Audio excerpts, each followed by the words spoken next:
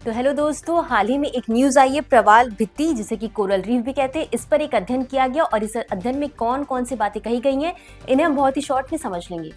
जैसे कि हमने आपको बताया कि हाल ही में एक अध्ययन किया गया। अब इस अध्ययन में ये बताया गया है कि महासागरों में प्रवाल भित्तियों जिन्हें कि कोरल रिफ्स भी कहते हैं, इनका आपस में जुड़ना उनके अस्तित्व के लिए अत्यंत महत्वपूर्ण है। सबसे पहले इस अध्ययन का मुख्य निष्कर्ष समझते हैं। तो शोधकर्ताओं के अनुसार प्रवाल भित्तियां केवल अलग थलग संरचनाएं नहीं हैं, बल्कि वे एक आपस में जुड़े हुए नेटवर्क के रूप में कार्य करती है। यह कनेक्टिविटी उनके जीवित रहने, पुनर्जीवन और जैव विविधता को बनाए रखने के लिए अत्यंत आवश्यक है। अब समझते हैं कि कोरल होते क्या हैं। तो कोरल रीफ या प्रवाल भित्ति समुद्र के भीतर कैल्शियम कार्बोनेट से बनी चट्टानें होती है जो पालिप्स नामक सूक्ष्म जीवों की कॉलोनियों से बनता है। इन्हें समुद्री वर्षावन भी कहा जाता है क्योंकि ये पृथ्वी के केवल 1% हिस्से में होने के बावजूद 25% समुद्री प्रजातियों को आश्रय और भोजन प्रदान करते हैं। और ये रंग बिरंगी संरचनाएं मुख्य रूप से उष्णकटिबंधीय, उथले और गर्म पानी में पाई जाती हैं।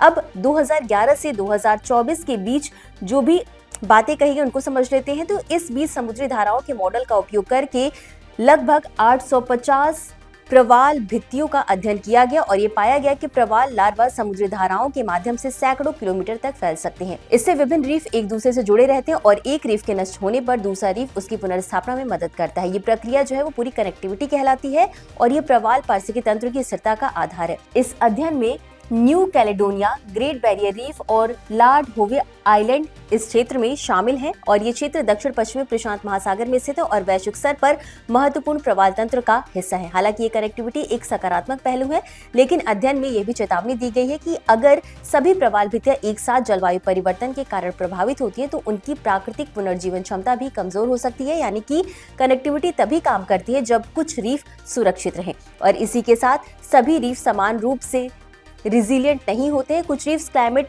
रिफ्यूजर की तरह कार्य करते हैं, यानी वे अधिक सुरक्षित होते हैं। ये रीफ्स पूरे नेटवर्क के लिए सोर्स पॉपुलेशन बनते हैं।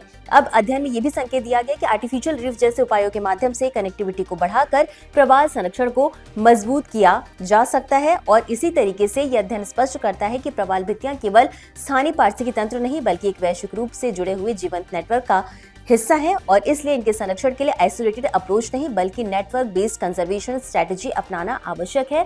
और इसी के साथ ये पूरा टॉपिक GS पेपर 3 एनवायरनमेंट से जुड़ा हुआ है। तो आज के लिए बस इतना ही। धन्यवाद।